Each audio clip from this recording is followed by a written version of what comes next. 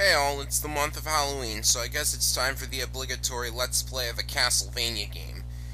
Or rather, Devil's Castle Dracula. Yes, I'm playing the Japanese version of the original Castlevania. There are only two real differences between the two versions. The title screen, as you saw there, looks a little cooler, and there is an easy mode.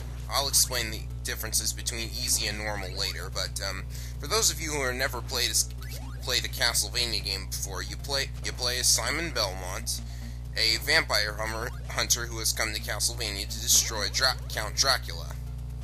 And your primary method of attacking is your whip.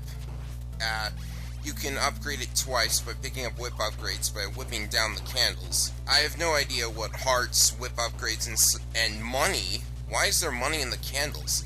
Well, I have no idea what these things are doing in the candlesticks.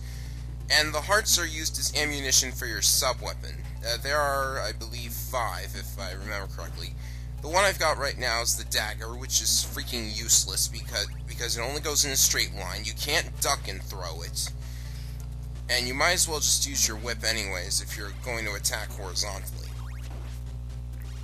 Now, I should actually explain the differences between easy and normal modes now. In easy mode, you start the game with 30 hearts and 9 extra lives, as opposed to normal mode's 5 hearts and 3 extra lives. And that cross that I just picked up destroys all enemies on the screen, but it's practically useless there because I was about to go through a door anyways. And I've just picked up the stopwatch sub-weapon. That, for 5 hearts, you can freeze time for 3 seconds. And I have no idea why there was a slab of meat in the wall, but you can find hidden meats like that, and if you pick them up, you'll restore life energy. Which doesn't really matter because I haven't been hit yet, and that heart was just teasing me. Really, it wound up in a spot where I couldn't get it. And there are also a bunch of hidden treasures, like if you duck at this spot, you'll find a bag of money. And it gives you some points for your score. Score is mostly useless in this game. You can get extra lives for, I believe, every 30,000, 50,000 points. I don't remember correctly. And I just got hit by that bat. But in normal mode and the American version of the game, I would have suffered recoil from that. Like I would have flown back. But in easy mode, you don't move after getting hit. And that is like one of the most annoying things about Castlevania that makes it really hard is that every time you get hit you fly back, but not in easy mode. It makes the game a lot more fair. I just picked up the axe sub-weapon, which I'm going to demonstrate right now. It is thrown upward, making it very useful because you can't attack upwards with the whip. And it also demolishes the boss, and I jumped backwards to grab the orb. I don't know why you have to pick up an orb every time you beat the boss. It restores your life back to full, but that's nil because the stage is over. There are 6 stages in total. Not very long, and kinda short, but that's okay. As hard as this game is, even on easy mode, it's still hard. If it were longer than 6 stages, I don't think anybody would beat it. Now, I've got the cross sub-weapon, which I have just demonstrated. It's like a boomerang. It comes back to you, which is very useful because you can hit most enemies in the game twice with it, and that's pretty cost-effective. 2 hits, 1 heart. And these Roman numerals, I didn't explain them. When you pick up the second Roman numeral, you can have up to 2 of the same sub-weapon on screen at the same time. If you pick up a Roman numeral 3, you'll be able to have 3 sub-weapons on screen at once. And on normal mode, if you pick up a new sub-weapon, you'll lose the Roman numerals entirely, which is really, really annoying. But not in easy mode. That is actually a bit superfluous, if you ask me, to let you keep the Roman numerals when you pick up a new sub-weapon in easy mode. But anyways, these enemies are pretty annoying. They're Medusa heads. And it's always impossible to predict where they're gonna go. Like, Like, you can predict where they're going to go, but they're really annoying if you make a jump, run into a Medusa head, and then wind up falling in a hole. And I just got the Holy Water. This is the best sub-weapon in the game. You can hit enemies below you with it, as I just did right there, and it also creates a small fiery explosion, which freezes enemies as it does damage. So if you toss several flasks of holy water, and I just died. Yeah. On normal mode, you'd lose your sub-weapon if you died, but not on easy mode. That, too, is a little superfluous, if you ask me. Just the fixes to the collision damage will be enough, thank you very much. You also take more damage on normal mode, and enemies don't die as fast. So, there's some adjustments to the game that could be made to make it more fair. Because as it is, easy mode is a little too easy, in my opinion, of course, and normal mode is a little too hard. But anyways, I'll further demonstrate the holy water later. It's seriously the best sub-weapon in the game. It's actually the best sub-weapon in any Castlevania game. Like, the later games, Harmony of Dissonance, Symphony of Night, especially Symphony of Night, oh my god. Anyways, there's a hidden slab of meat in this block. Why you would eat meat you just grabbed from a fraction of the wall, I don't know. These, spiked ceiling thingamajigs, they're annoying because if you get hit with them, you die in one hit. Even on easy mode, you have to duck in order to dodge the second one, and if you don't time it right, the third one's gonna get you. Like, I bet if I zoomed in, it would be able to hit me even though the sprites didn't touch each other, but that's for another day.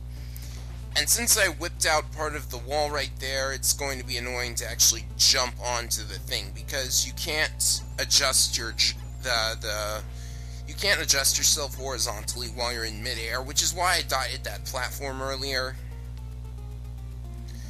Yeah, a lot of this game's difficulty comes from not being able to control yourself very well, from cheap deaths, things like that. That cross thingy not doing very much, since there was only one enemy on the screen anyways. Alright, here's the second boss of the game, the Medusa head. Yeah, it's best to wait until it starts moving before you freeze it with the stopwatch. This, I believe, is the only enemy in the game, the only boss in the game vulnerable to the stopwatch. That's pretty cool. And I caused a minor sound glitch by using the stopwatch before grabbing the orb. Nice, but... Okay, this is where things start getting tricky. It seems like the more awesome the music gets, the harder the game is. Just a minor observation.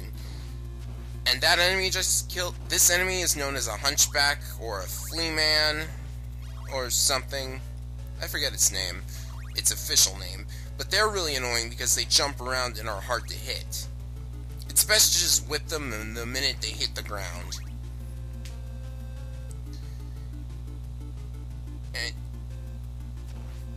And on normal mode, this is tricky because you've got birds everywhere trying to knock you off the platform. And of course, falling in a pit is a one-hit kill. Now, I have no idea why there are stairs in midair. No one's gonna climb on them. Why are they there? Something annoying that can also happen is that you'd think that walking right to a staircase would make you go down the stairs, but no. The only way to go down a staircase is to press down. If you press right, you'll fall, and most likely will fall to your untimely death. So, yeah, that's kind of problematic. Here's another hidden treasure.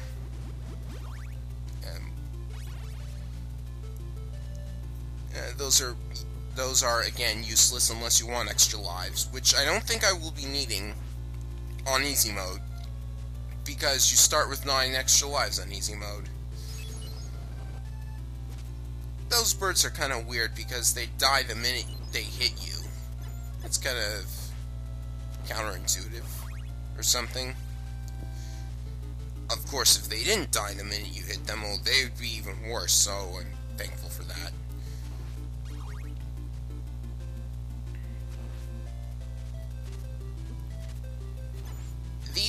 This enemy is called a bone pillar, and it's very annoying to hit. It's not annoying to hit because it's just standing there, but it shoots out fireballs in kind of an unpredictable pattern.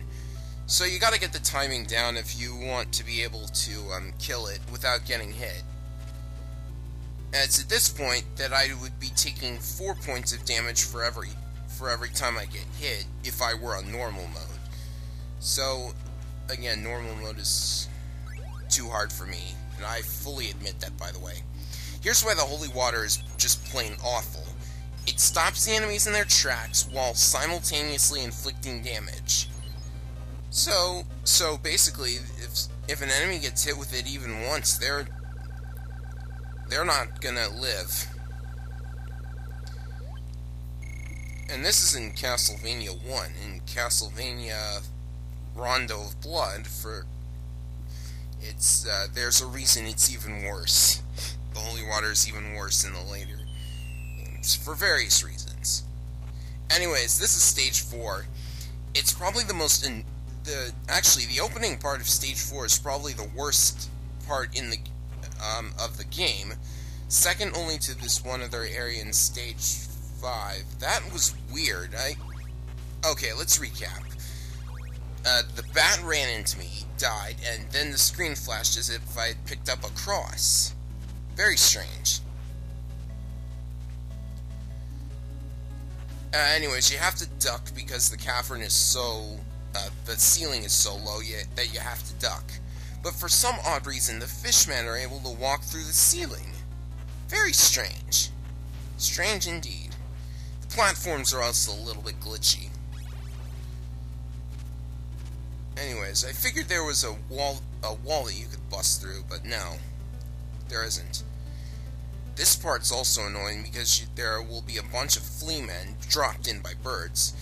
The best thing to do is to whip every flea man when it falls and hits the ground, so that you keep the number of flea men on. The best thing to do here is to keep the flea men under control by whipping them as soon as they hit the ground. Yeah, that's good.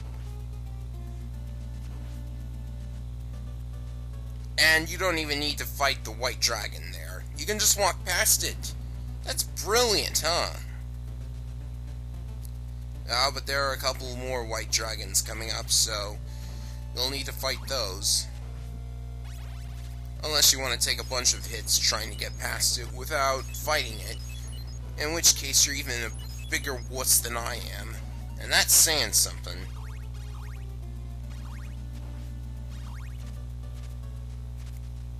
Now I didn't get it yet, but there's actually meat that I missed. It was on the corner it was on a destructible block in the corner, but you're gonna see it in a few minutes anyways because I died.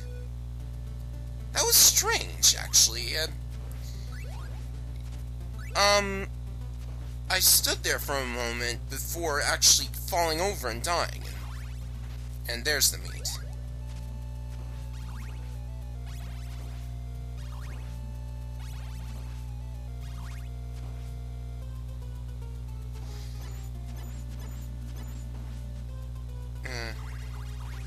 And you can destroy that part of the wall too to get a big heart, which is worth 5 regular hearts.